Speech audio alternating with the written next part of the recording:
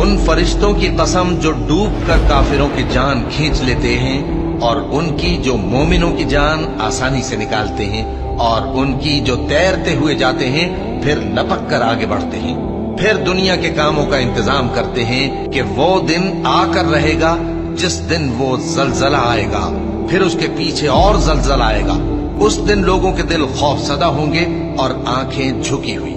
काफिर कहते हैं, क्या हम उल्टे पांव फिर लौटेंगे? भला जब हम खोखली हड्डियां हो जाएंगे तो फिर जिंदा किए जाएंगे? कहते हैं कि ये लौटना तो सरासर नुकसान का लौटना होगा।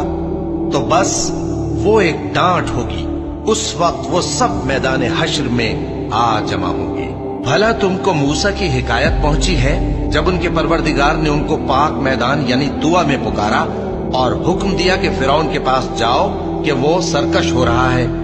फिर उससे कहो कि क्या तू